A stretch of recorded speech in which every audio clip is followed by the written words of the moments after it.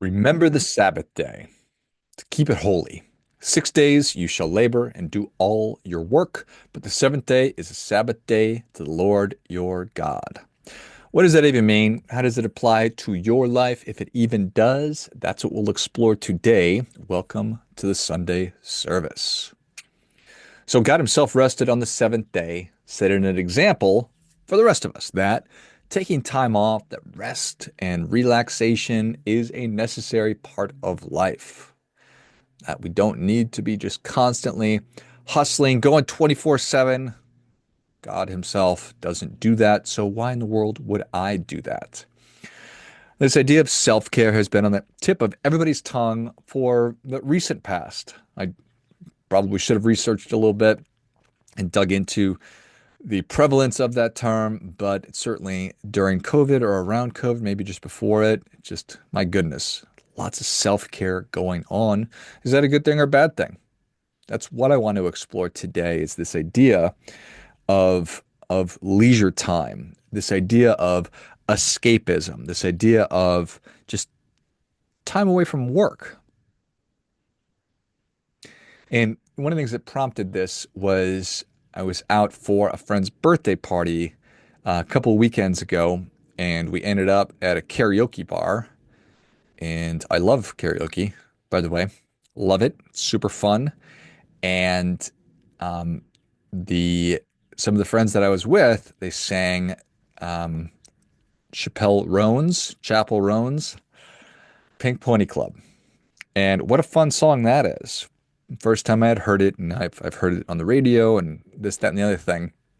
It got me thinking because it's a fun song about rejecting sort of a more conventional path and heading out to LA and pursuing dreams and fun and this, that, and the other thing. So I thought, well, is that form of escapism? Is that a healthy thing? Is that a childish thing? Is that a bad thing? As a driven person, ought I or how much should I be thinking about time away, time off, and relaxation, and again, escapism? Because that's really when I think about that song. If you're not familiar with it, I encourage you to check it out. It's a really fun song, but I'm sure that you are. It made me think about escapism. Just a little bit of a temporary reprieve from the drudgeries of everyday life. And when you think about this quiet quitting, the desire to work from home, I don't think that it's that people are lazy. It's that we're just so disillusioned by modern work and that we don't find it to be satisfying slash challenging slash engaging. So the truth's in there somewhere. And so I wanted to explore from a biblical standpoint and then a religious standpoint, and then finally from a philosophical standpoint, what different perspectives on time off are. So that's what we're going to do. So I think that from the Bible, it talks about how enjoyment is a literal gift from God, from Ecclesiastes. I perceive that there is nothing better for them than to be joyful and to do good as long as they live. Also, that everyone should eat and drink and take pleasure in all his toil. This is God's gift to man. So there's also talk about balancing work and rest in Proverbs. Whoever loves pleasure will be a poor man. He who loves wine and oil will not be rich. So that is a call for moderation. Because if all we're doing is partying and taking a more hedonistic approach to life, we're not going to get anything done at all. But if all we're doing is working, we're not going to have any enjoyment at all. So, got to find that just right between too hot, too cold, just right. Maybe optimal is the term that we're looking for. Islam talks about leisure with purpose and recognizes the need for rest and recreation, but also encouraging moderation. From the Quran tells us that seek the life to come by means of what God has granted you, but do not neglect your rightful share in this world. The Prophet Muhammad encouraged sports like swimming, archery, and horseback riding as long as they did not lead to neglecting of religious duties. So that's certainly a reasonable thing. Hadith tells us that your body has a right over you. This means taking time for relaxation. I like that. Your body has your right over you. Judaism talks about the importance of rest, which is Shabbat. And Shabbat is central to Jewish thought, emphasizing that full day of rest every week. From Exodus, 6 days shall be done, but the seventh day is a Sabbath of solemn rest, holy to the Lord. Lord, in Hinduism, they talk about duty and enjoyment, which is dharma and kama. Hinduism teaches that life has four main goals, including kama, which is pleasure and enjoyment, dharma, which is duty and righteousness. And the key is balance. From the Bhagavad Gita, there's no possibility of one's becoming a yogi if one eats too much or eats too little, sleeps too much, or does not sleep enough. So all of these things, yin, yang, we all know this to be true. We need balance. Buddhism talks about mindful leisure, promoting mindfulness in all activities. The middle path teaches that excessive indulgence in pleasure or extreme self-denial are both harmful. It says that if by renouncing a lesser happiness one may realize a greater happiness, let the wise one renounce the lesser, having regard for the greater. So it's all very interesting. What about just great thinkers outside of the religious context? Well, Aristotle said that he believed that leisure was a form of the highest good. He saw it not as idleness, but as a time for intellectual and moral development. So it's not just about zoning out, but about pursuing wisdom and virtue.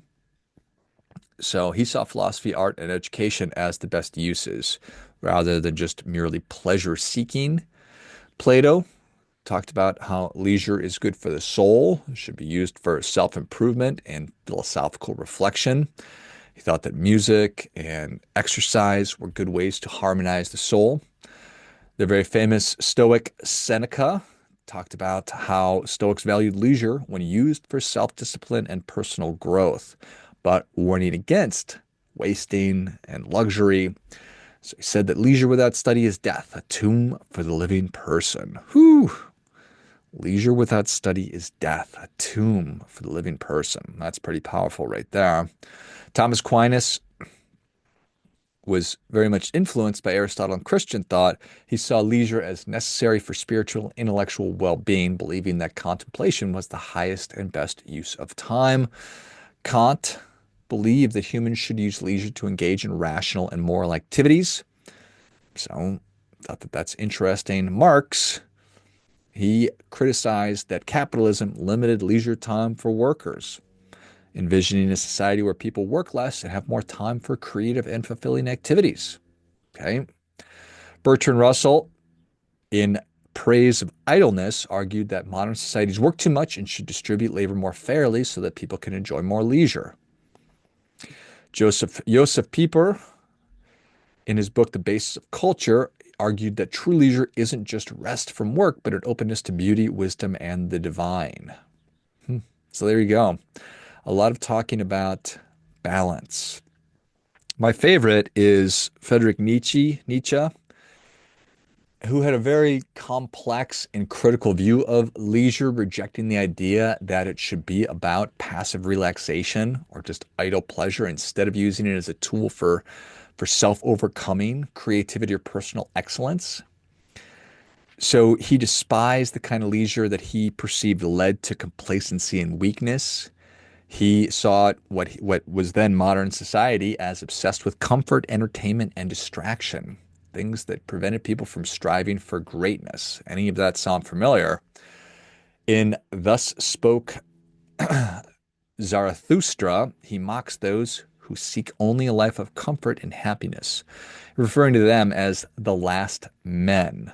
And those are people who avoid struggle and ambition in favor of idle happiness.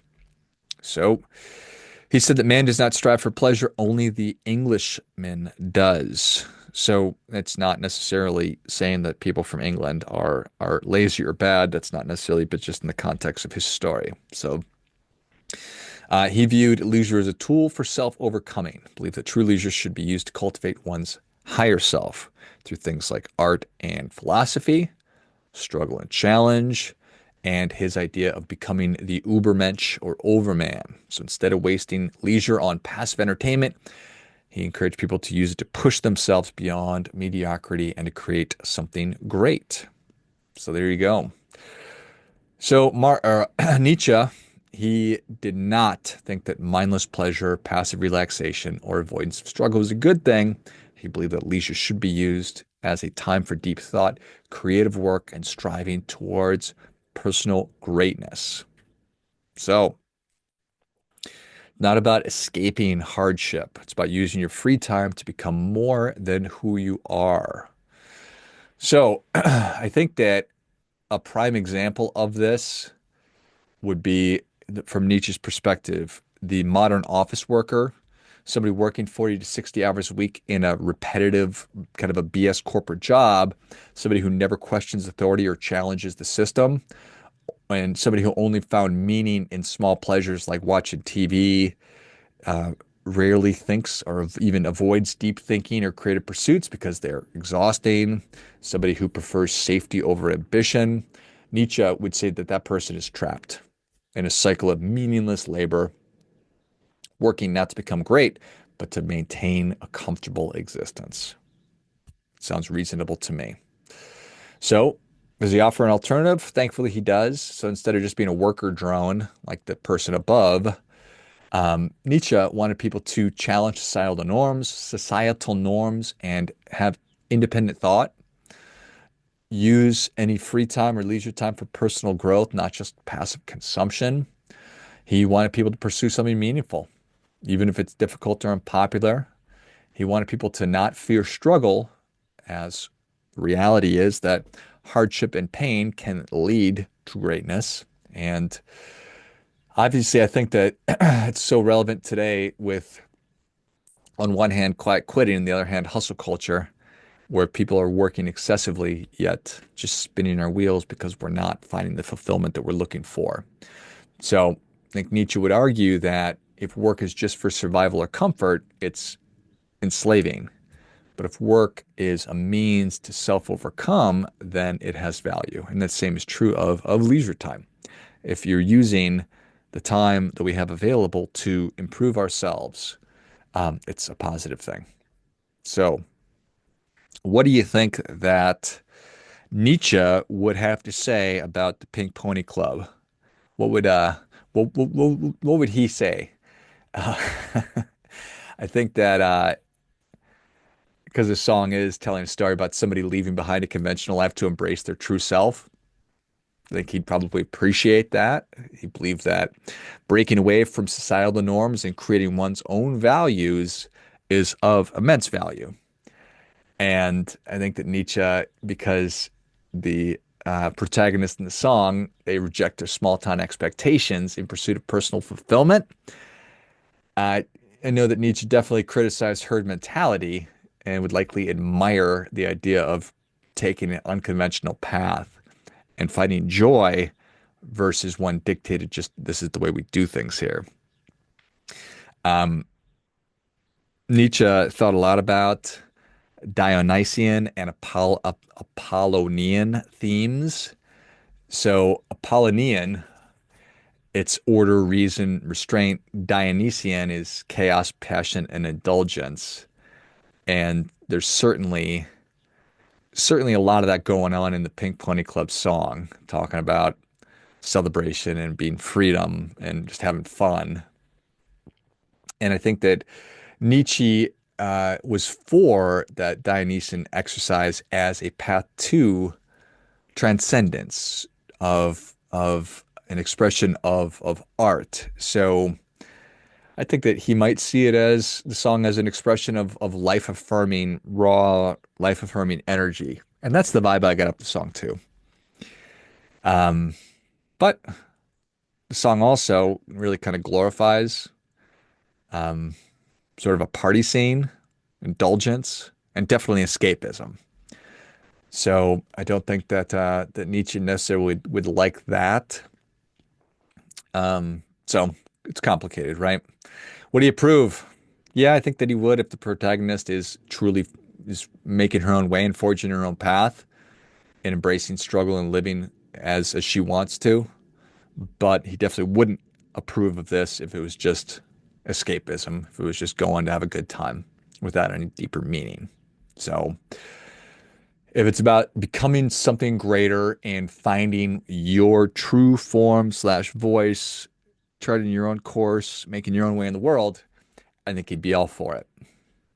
If it's not, it's just trying to have an awesome time and get messed up and do a little dancing, he'd probably just call that another form of herd mentality, where so many people have done in the past. Pursue it pleasure over meaning.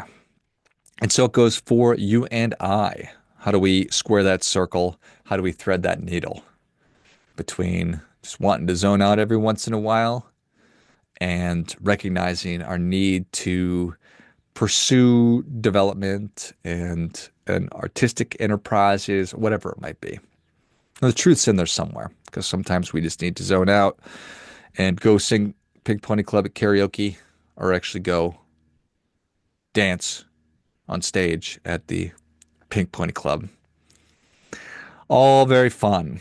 So what do you think? Be curious to get your input on this and what you think about escapism and time away and time off, if it's worthwhile. So certainly it's not possible for us to go 24/7 one way or another. So finding that just right between too hot, too cold, find that optimal life. So as always, do your part by doing your best.